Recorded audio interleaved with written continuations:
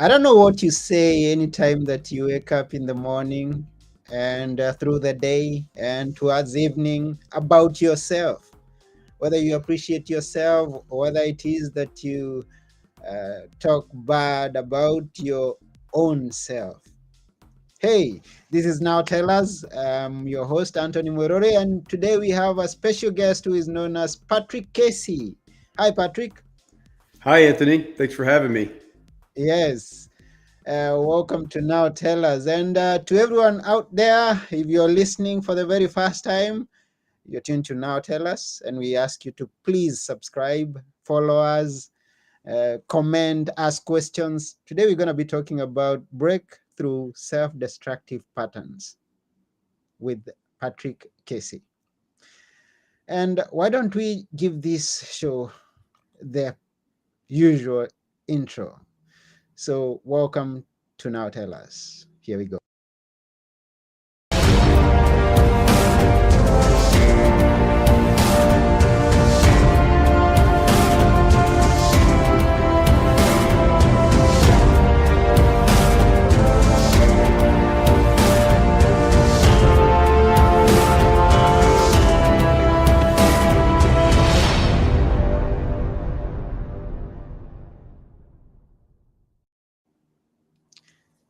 Hi, Patrick. Hey, Anthony. Yeah, for anybody who may be seeing you for the very first time, maybe they should know who you are. You're a coach, you're a nurse. Now, tell us a bit more about yourself. Yeah, hey, everybody.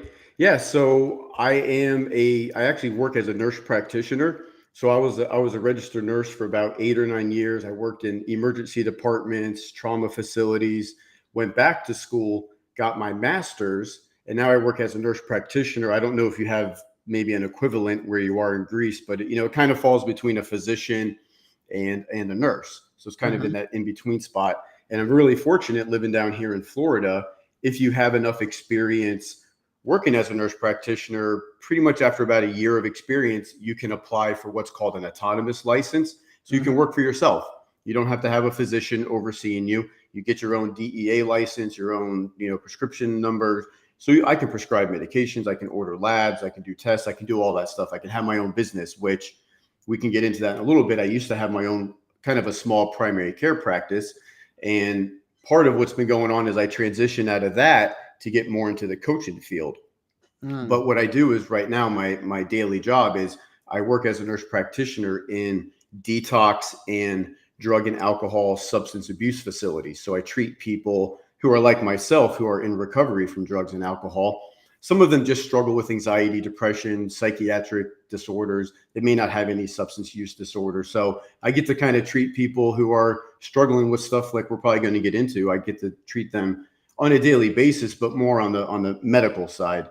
And so what really inspired me was my own journey about 2 years ago, hitting an emotional and spiritual bottom. Was Mm-hmm. that I want to help people in a different manner. I don't want to just prescribe medications, talk about blood work and diet and exercise. Like I want to help people get down to like the core issues of why you are the way you are. Maybe it's childhood trauma, maybe get to the root of the problem, because a lot of times I find, yes, medications sometimes are needed and necessary, but Mm-hmm. sometimes I think we can become too reliant upon those, to Yeah. treat our anxiety problems, our depression problems, which I don't believe we're born with those disorders. I Uh-huh. think those come about in our upbringing. And so we find ways to cope, which may or may not be healthy. And so now we lean on medications to do what maybe we ought to be doing through work, whether it's therapy, whether it's coaching, whether it's other modalities. So that's kind of what I've been super passionate about, especially the last 2 years in my own journey. Because Okay. long time ago I did therapy myself. I took antidepressants for a year and a half, and that didn't fix anything, right? Maybe tell us So about that story way back now before you came into the position you are right now. And as you are yeah. growing up, whatever it is that you went through, let's hear. Of course, you probably saw in my biography, in my profile. I've Mm-hmm. been in recovery from drugs and alcohol for 22 years now. This past August, I celebrated 22 years, and Mm. basically that came to a head when I was 19 years old. I always tell the story. My parents went out on a Friday night. They were in a bowling league, and I was at home. I have two younger sisters, and I was babysitting my two younger sisters. Well, Okay. now, unbeknownst to any of them, I had been shooting up heroin for the past year, right? Oh, wow. Needle, dope, everything. Well, they Mm-hmm. come home, they find me passed out on the couch with a belt wrapped around my arm, slumped over. They think I'm dead. So I'm awakened to my dad shaking me, and I'm going like this, and he's yelling, and my mom's standing next to him, and she's screaming. And it's kind of like I always say, the jig was up. It's like, it's not like when I was in high school and I got caught smoking marijuana that it was Mm. like, oh, I was just trying it. Like, I couldn't use that excuse. You don't just try heroin and get caught, right? Like, it's something Wow. I had been building up to with Mm-hmm. drugs and alcohol since a young age, and it just escalated to that point. Mm-hmm. So, so I got taken off to rehab a few days later, and man, my life has just been completely turned around. Like, I get to like have this awesome life that I have now, all because I got caught, if you will, by my parents. And like for about 6 months before that, Anthony, I had been wanting to ask for help. I was trying Mm. to find a way. How do I gently break it to my parents that I have this addiction, that I need help? I just didn't have the courage or the way to find out to ask them for help, and to admit that I had a problem. So, life circumstance happened, and the spirit of the universe, God, whatever you want to call it, took care of that for me Mm. before I died. I didn't have to die. I mean, from it, that was taken care of before I died or killed somebody else accidentally, right? Mm. So I was taken off to rehab a couple of days later, man, and so now I'm super blessed to be able to work in that field and help people that are just like me in the same position. That Wow. I actually know what they're going through, even though they might see me as a medical professional. You know, they don't really understand that. No, I actually know what you're going through from the physical and emotional side as well. And that's a beautiful thing when you've been to a place and then you come back to reach out to those people who are still in the same place. That's a wonderful thing. Now, the thing is, I'm curious about where it all started. Do we have a history in your parents in how did you get into it, and how did you actually get it into it for the very first time? Yeah. So, I mean, the drug addiction, drug abuse, I don't know if it's in my family. It's not my parents. Maybe depending on how you look at things, some people would say there's, maybe drinking problems in my family. Mm-hmm. I definitely grew up with alcohol in the family. They had parties. We had you know, what I perceived, I try to say, Anthony, because again, I don't want to throw my family under the bus. I don't want to paint a bad picture. I For get it. me, being the oldest child growing up, Mm-hmm. I experienced some chaos. I experienced some confusion. There was fighting in the house. There was Mm-hmm. drinking in the house. So, however you want to label that, I went through that. So, I had some confusion as a child with not really knowing day to day what kind of day was today going to be, right? So that's Yeah, very yeah. confusing for a young person. So, but none of that made me become somebody who ended up putting needles in my arm at the end. Obviously, you could say maybe I just didn't. There was a time in my childhood where I had a really, fun childhood, though there was some abuse as well. Mm-hmm. But I was always playing sports. I had a lot of friends. In fact, I always had friends come to my house. Everybody loved coming to my house. They loved my parents. We always had fun sleepovers, right? And Mm-hmm. so what happened was somewhere along the way, at like 10 or 11 years old, I just tried marijuana. I tried smoking cigarettes and really liked it. And I guess maybe looking back now, hindsight, maybe I wasn't feeling safe. Maybe I didn't feel secure in my own body and my own skin. And Mm-hmm. I was maybe just reaching for something to numb myself, to change the way I felt. I wasn't aware of it as a 10, 11-year old. And Mm-hmm. that accelerated into trying pretty much if you had something, I was going to try it. A lot of my friends, if they had come across something, hey, give it to Patrick, he'll try it. We'll see what happens. Like I was the guinea pig. I didn't care. I would try Yeah. anything. I was up for trying something. Yeah, because I believe that it gets worse. Even if it's not coming from your family, it gets really worse once you get connected to people who are doing it already, your friends, your age mates who are experimenting with a lot of things. Then you get that opportunity to also experiment. So that adds to the problem that has been there already. Yeah, and it's not like all of my friends became addicts or alcoholics or addicted. Some Mm-hmm. of them, they could kind of take it or leave it. They were what you call like a weekend warrior, we call it, right? Like they could go party, have fun on the weekend, and then they go back to school and have a normal life Monday through Friday. That wasn't for me. Mm-hmm. Especially in high school, I had to have something in my system every day to just not feel insecure, to not, be paranoid about what people think about me, very low self-esteem, very insecure, right? I didn't Mm-hmm. know who I was. I was like a chameleon, Anthony. I tried to blend in and be with all the different crowds because I just didn't know who the heck I was, and I wasn't comfortable being me. So if I could pretend to be like you, and I saw the way you walked and the clothes that you wore and the shoes you wore and the people you talked to, if I would do those same things, then maybe I could be cool like you, and maybe I wouldn't have to be me. Like I was in trouble all the time. I was, what we call a class clown. I was like sitting at the teacher's desk a lot of times. I had to write on the chalkboard during class and clean up after class because I was always in trouble. So I was always like, everybody knew me. All my teachers knew me by name, Okay. in every grade because I was always in trouble. I was just acting out. Yeah, tell us about your recovery. Now you got to rehab, and how Hmm. was that? I've had so many stories of many people who are in and out of it. Yeah. Was it straight for you? Did you? How was it? Yeah. Yeah. How was your experience? I don't know why, man. I don't know why. It clicked the first time. I walked in there Mm-hmm. and it was like the next morning when I realized. So when I woke up, when my parents found me and woke me up, right? And I woke up, Mm-hmm. they put me to bed, go to sleep, and I passed back out. When I woke up the next morning, I didn't even know if what happened the night before was real. I Mm-hmm. thought it was a bad dream. So I'm kind of like looking around, like kind of foggy and looking around. I'm like, all right, well, I don't have any, the drugs aren't where I normally put them. So I'm kind of scratching my head and I go walking downstairs and my mom's on the kitchen phone and I hear her talking to treatment centers. And I go, oh crap, that really happened last night. It wasn't just a dream, right? It wasn't a Mm-hmm. nightmare. So but I had this feeling. The reason I bring that up is I had this feeling of like relief of, Okay. I'm caught. I don't have to run anymore. I don't have to hide anymore.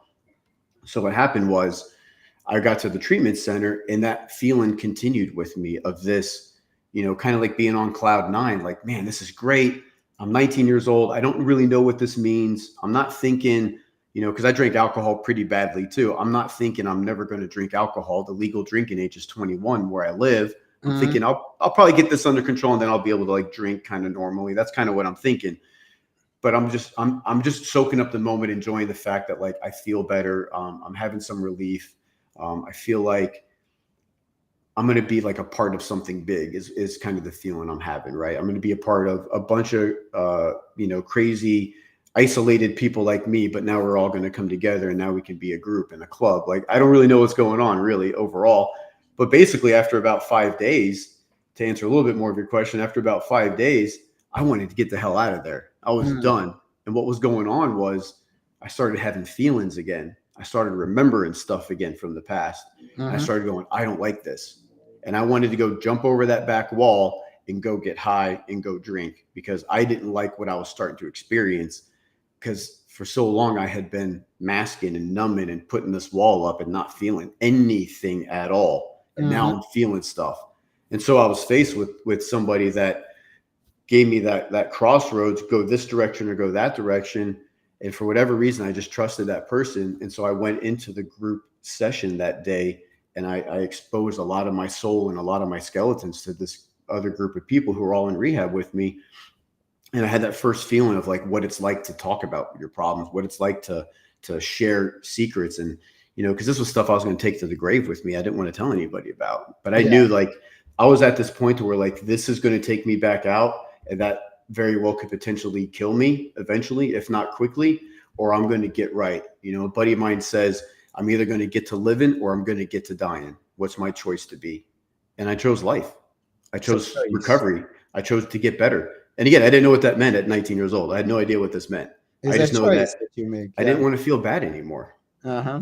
And then I'm curious, at what point, because at that point you are still tempted to go there.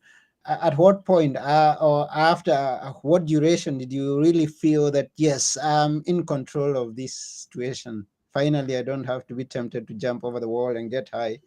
At what Yeah. point was that you realized, okay, I'm free and free? Well, the obsession, as we call it, the obsession to get high and to use something kind of went away pretty quickly within the first month or so. But I Mm-hmm. still thought about it. And I would talk to some of my mentors and other people in recovery, and I would say, I would come up with excuses, right? My first job was working at PetSmart. It's a pet store here in Georgia where I was living at the time, right? Okay. And so I'm working in the cat section of the pet store, so I'm stocking cat food and I'm focused on that. But them having these thoughts going, now if something happens to my sisters, that's a good reason for me to go get high, right? And I'm Mm-hmm. like working. I'm like, if my mom has a bad car accident and dies, that's a good excuse to go get high, right? So I started coming up with these things and I'm not even really aware of it. And I'm like, well, I'm 19, 20 years old. I'm like, I'm going to get married eventually. I'm going to have to drink champagne at my wedding, right? I don't even have a girlfriend yet. And I'm already thinking about a wedding down in the future, right? So I'm Uh-huh. coming up with these excuses. And somewhere along the way through doing the recovery work in the recovery process and being willing to listen to other people for once instead of this head, those thoughts just one day went away. Like I just woke up one day and I was like, you know what? I haven't thought about drinking or getting high in like a week. This is Wow. crazy. Uh-huh. And I used to have this calendar on my wall. I lived in this halfway house, like a sober living house, and I had this calendar on my wall. And every night I would go to bed, I would X off another day and I would X off another day because it was so important to me to count those number of days sober because I had never had these number of days sober before. So I was Mm. counting and counting and counting. And it was so meaningful for me. And then, I I haven't had temptation since then. Like Wow. everything else has been temptation. Maybe, like the title of this talk, destructive patterns, breaking through self-destructive patterns. There can be so many self-destructive patterns I can do, right? Yeah. Gambling, sex, using people, spending money, doing things that cause adrenaline rushes, eating a lot of food, eating ice cream, working too much, becoming a workaholic, exercising too much. So I can do all these other things that are self-destructive, just like drugs and alcohol, Mm. without putting substances in my body. Mm-hmm. And so that's what came to be for me a little while back, which was having that realization and not wanting to do all those other things either. So my sobriety and recovery has been kind of like another level, another layer, if you will, as I go along over the years. Hmm.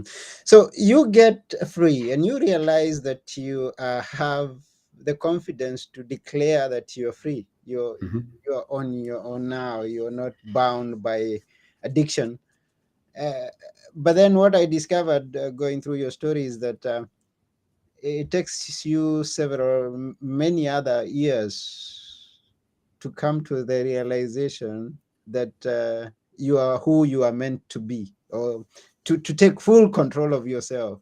How was that? Tell us about it. I'm wondering, are you referring to when I had another bottom a couple years ago? Not really. I'm Okay. saying, okay, because we could be free. We could be Mm-hmm. even people who have not indulged in negative things in life, but then we still don't have the confidence to live life to the full. And yeah, that's what I'm referring to when you used to put yourself down. Yeah. So I had this. I wasn't even aware of it, but I went to about 2 years ago.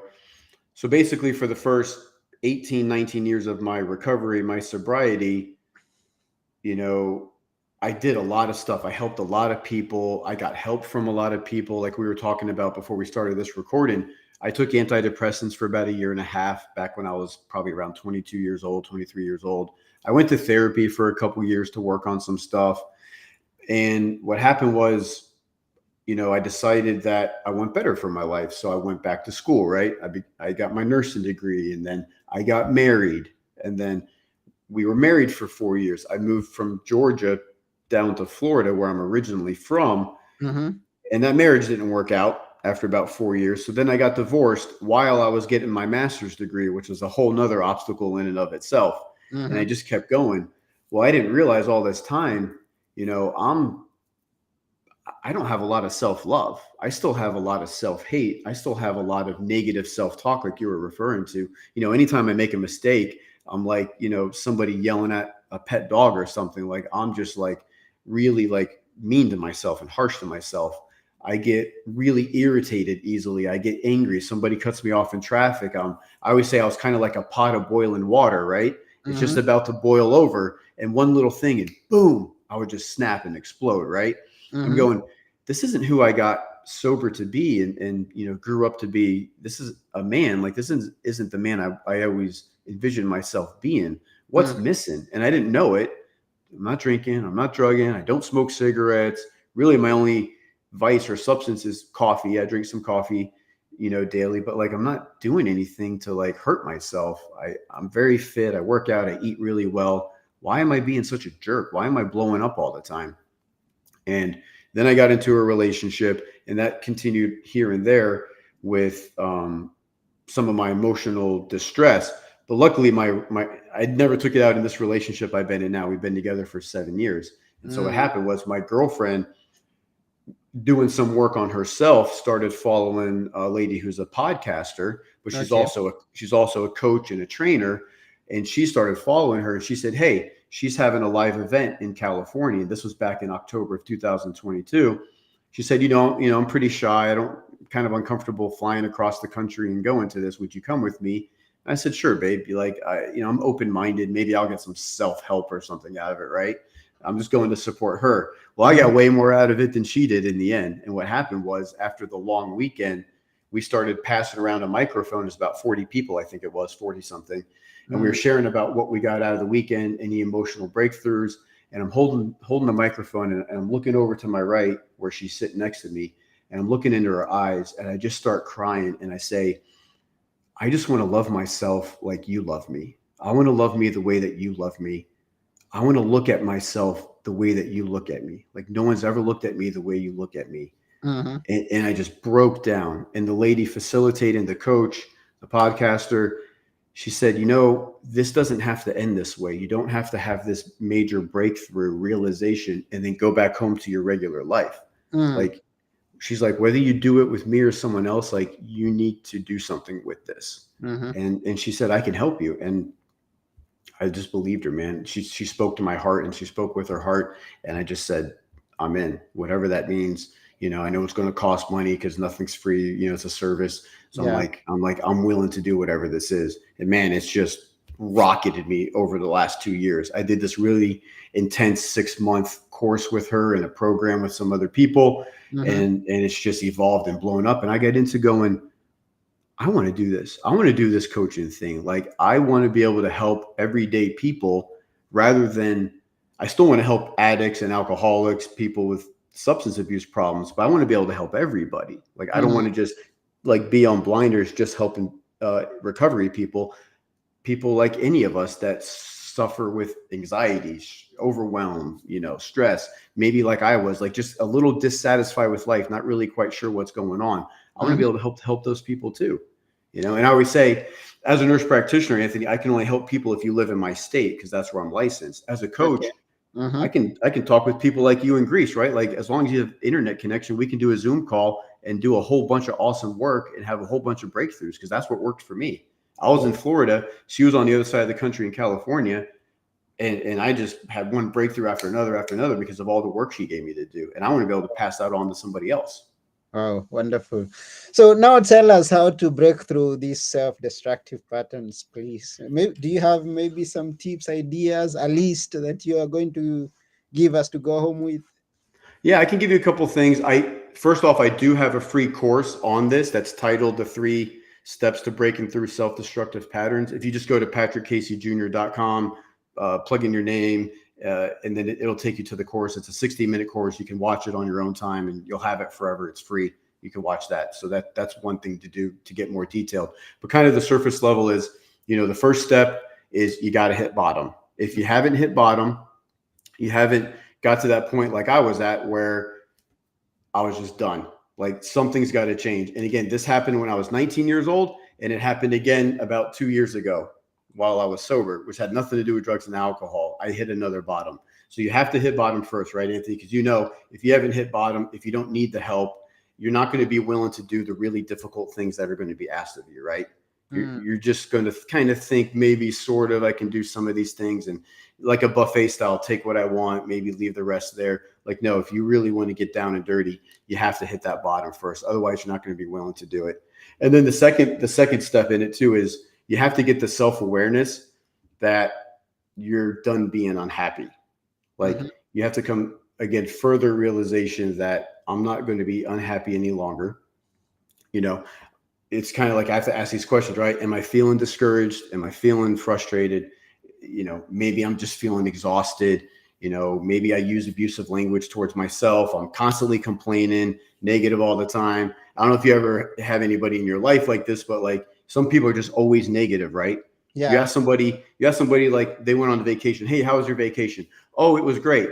But when I was at the airport, this happened and this happened. Then when I got there, this thing happened and this person was doing this was doing that. And it's like, I thought you had a good time. All I'm hearing is like 90% of the bad stuff. So it's like if you're at that point too, we got to start getting that shift back towards the positive stuff, right? And then the third step, which is coming up with a strategic action plan. And that's something you do with somebody like me or somebody who's a coach in the world that can help you come up with that action plan, which again is going to be personalized for everybody Mm-hmm. because it's not one size fits all, right? And there's a whole bunch of free resources out there. If you're kind of sort of like, well, I don't want to really spend the money on a coach, or maybe I've spent a bunch of money on therapy and medications, I don't really want to put out any money anymore. There's some good free resources like podcasts like this and other podcasts that help people, books. There's some other things I give people do, like an appreciation journal where you write down everything that you appreciate. And then you can also write down goals and things you're looking forward to every day, right? So it kind of gets that positive mindset into looking forward to positive things happening instead of always dreading on the negative. And Mm. so, you know, I kind of tell people like, if you could listen to a podcast, read a book, have it change your life, you would have already done that by now. But like, if you're like me, you have to have somebody that can walk you through and guide you through a lot of these things. Just like in recovery, I had people walk me through, hold my hand, walk me through recovery. I've had people like my coach and other members of my group hold my hand and walk me through that as well and lead the way. So that's where the coaching aspect comes into play. So, breaking through self-destructive patterns, it's not easy. I always say if it was easy, everybody would do it. But those are somewhat kind of like the basic surface levels thing. And it's really just coming down to, like, again, with the step 2, when you cultivate self-awareness that you want better, you have to believe that you deserve better. Mm. Or you just walk around going, well, this is just life and this is just the way it is. It's always going to be like this. And I Mm. used to think that in my addiction before my parents found me the way they found me. I was like, well, I guess I'm just an addict and it's just going to be like this forever. I Mm. didn't know. I just had to ask for help. I didn't have the courage to ask for help. And a lot of people out there listening to us right now may not have the courage to ask for help. So our message, right, is to inspire people to ask for help, no matter where that is. Ask somebody for help, even if you don't know what the heck that looks like. Even if you don't know what you're asking for, because you might be like me, where it's like, I don't even know what the problem is. I just know there's a damn problem. You just cry, help. Help! Help me! Help me. Now, I'm curious because you started by you have to hit bottom, and it appears like it's a choice. Going to the bottom is a choice. Is that how it is? Or I mean, tell us. I don't think hitting bottom is a choice. Mm-hmm. We have the choice to go to another bottom, right? Like they say, like I was told, you can put down the shovel and stop digging anytime you want. Yeah. Or you can get off the elevator anytime you want. As the elevator is going down, you can get off on the next floor. So Mm-hmm. I think that part is a choice. I think getting to a bottom is not a choice, other than if you want to say it prior to that, it was a choice because the choices we made got us to that bottom. Okay. But hitting a bottom is different for everybody, right? Like you've probably heard, like, I know you were saying, like, of some people with stories, they've been in and out of rehab, in and out of Mm, rehab. yeah. Well, you Yeah. probably also heard them, a lot of them say they were in and out of prison, in and out of jail, Mm-hmm. this thing, that thing, right? They were brought back to life multiple times, and none of those were a bottom. I have friends here in Florida that still can't get sober. still can't get in recovery, and they had 1,000 times worse bottom than me. But Mm. it's not about the exterior outside stuff. It's about what's in here. It's about the inside. It's It's the about that inside. spiritual bottom. It's about that emotional bottom. And I had hit that bottom 6 months before I hit the next bottom, right? When my Okay. parents found me, because I was already at a bottom saying, I know I don't want to be doing this. I shouldn't be doing this. I need to get help. That was one bottom. And then 6 months later, because I kept digging, I hit another bottom and I And was I done. think getting that to that bottom is a matter of surrender, complete surrender, saying, I'm 100%. yeah, I have no power to myself. That's the point that you ask for help and you say, this is the lowest that I can get, and the only way is up. You accept the fact that you're down, and the only way is up. Yep. Yep. I'm powerless. We always say if this brain got me to where I was to that bottom, this Mhm. brain alone is probably not going to get me out of that bottom. Mhm. So I need somebody else, right, to grab me, pick me up, or at least help me back up on my feet. And then I can get a little better, get the cobwebs clear, get unfoggy and clear headed. And then my brain can start kind of functioning well again. And then I can start to get back on a path to where, like you said, I finally reached that point to where it's like, cool, I'm good. I can be a little more independent now. Mm. That's good. That's good. Wow. And it's good that you are doing something to help those people. Once again, we repeat, those people who are down there, those who have hit rock bottom and would want Yeah, to get up again. It's a good thing that you're doing. Keep doing what you do. that's the plan. Yeah, we are almost coming to the end of the show. But before we go, maybe there are a few things that you maybe remember that you must say. Anyway, before we got there, you mentioned your website where people can get you if they want to connect with you. Hmm. That is patrickcaseyjr.com. Is that it? That's perfect. Yeah. Yes, sir. Yeah. Yep. So if you'd like to join with Patrick, you can always go to patrickcaseyjr.com, and yeah, you find the course that he was telling you and you take it. Yeah, and I'm also on Instagram at Patrick Casey Jr., which you had Mhm. just put up there. Just don't put the .com, obviously, at Patrick Casey Jr. And then I also have another course that I'm still editing right now that's coming out. And this one, Anthony, is more for, I don't want to say just women, but people who have men in their lives who are struggling. It's called the 5 Effective Ways to Communicate with the Man in Your Life. And so that's for people who know people like where I was, or people like you might know, and guys out there who are just kind of struggling and not really doing well. It's like, how do I communicate with him? Whether, maybe it's the wife or the mom. How do I get him help? I want to help him, but they know they're not the person to help him because he's not going to listen to them. So Mm. it's about how to communicate with that guy to maybe help him realize, oh, okay, maybe I should go get help. And you don't have to, as the wife or girlfriend or boyfriend or whatever, you don't have to bug that guy to get the help. And so I have some strategies that I'm working on, and that's another free class that's going to be Okay. coming out. Yeah, Wow. Thank you. of course. So tell us something that we should never forget. That's something that we love at this part of the show.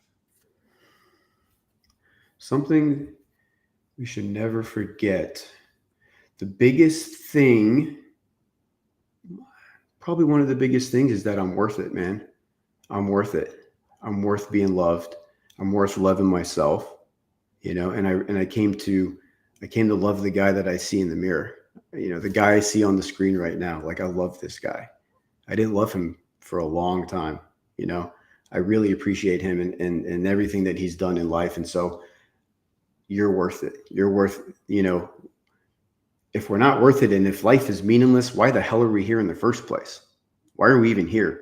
So if I believe, my belief is that I'm a spiritual being in a human body. This body, this skin is just a shell. Mm. Then why am I even here? Like, why do I have this spiritual connection with the nature, with animals, with the sun, with my higher power, with people? Like, why do I have that connection with people if this is just meaningless? If we're just here, we only get one turn at this. Maybe we're lucky if we live 70, 80 years, and then that's it, we're done. never to exist again. Like, is that really what I signed up for? Like, if that's the case, then I'm going to go cause a bunch of havoc and do what I want to do and be a selfish son of a gun. But I don't believe that's the case. So I'm worth it, man. I'm worth being loved. I'm worth being helped. I'm worth just being, man. I'm worth just being, you know? I'm worth it. Yeah, man. Wow. Thank you very much, Patrick. Of course. That's very important. And we appreciate you for coming to our show. Thanks, Anthony. Appreciate the work you're doing too. Yeah. So, everyone who's listening and watching, we really thank you for being tuned to our show and for taking your time. Leave us some comments, some questions, any feedback. We really appreciate. And that's about it for today. So, this has been Now Tell Us. I have been your host, Anthony Murore, and together with our wonderful guest, Patrick Casey, saying bye for now. Take care, guys. Bye.